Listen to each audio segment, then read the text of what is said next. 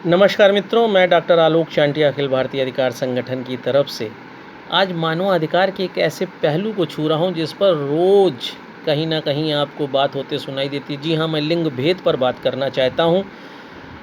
वैसे तो भारत में जनसंख्या बहुत ज़्यादा है, लेकिन लिंग अनुपात के आधार पर औरतों की स्थिति संवेदनशील बनी हुई है। 1000 पुरुषों पर 914 महिलाएं हैं। इस घटते लिंग अनुपात के साथ साथ यदि आज, जबकि भाद्र पक्ष की अष्टमी है और आज के दिन को राधा अष्टमी भी कहते हैं, कृष्ण जन्माष्टमी के ठीक 15 दिन बाद राधा अष्टमी मनाई जाती है, जिस दिन राधा रानी का जन्मदिन होता है। जिस देश में राधे राधे कहकर लोग प्रातः एक दूसरे से अभिवादन करते हैं, जिस देश में राधा कृष्ण के मंदिर बेशुमार हों, जिस देश में राधा और कृष्ण के प्रेम की एक अविरल प्रेम गाथा हो, उस देश में कृष्ण जन्माष्टमी का जो उत्साह शोर पूरे देश में कन्याकुमारी से कश्मीर तक सुनाई देता है या दिखाई देता है, वह शोर न जाने किस गुमनामी में खो जाता है जब राधा अष्टमी आती है। वैसे तो कहते हैं कि यत्र नार्यस्ते पूजन्ते रमन्ते तत्र देवता, लेकिन यह स्त्री की कैसी पूजा है जिसमें राधा के नाम को लेने वाले लोगों का कहीं अता पता नहीं। आज पूरा सोशल मीडिया सन्नाटा छाया हुआ है। आज किसी ने भी राधा की फ़ोटो लगाकर उस तरह से ना गुणगान गाए, ना गीत गाए, न उनका जन्म किया जैसे कृष्ण जन्माष्टमी को कहते हैं। क्या यह लिंग भेद नहीं? मुझे जब मैंने सोशल मीडिया पर पोस्ट डाली तो बहुत लोगों ने कहा कि राधा नाम की कोई महिला ही नहीं थी। बहुत से लोगों ने कहा कि राधा ब्रह्मा विष्णु महेश से भी ऊपर थी, वो उनके लिए स्वयं झुकते थे।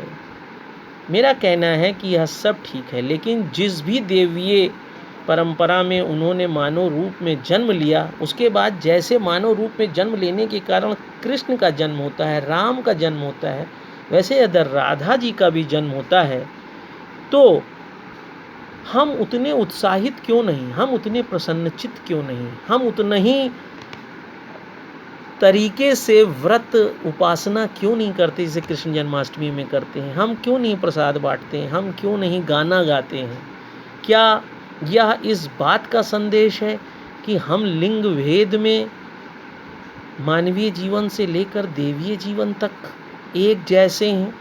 वैसे तो कहा जाता है कि राधा जी वृषभानु जो उनके पिता कहे जाते हैं, वो उनको यज्ञशाला में उनको वह बिटिया मिली थी। उनकी माँ का नाम बाद में कीर्ति था, जिन्होंने पाला।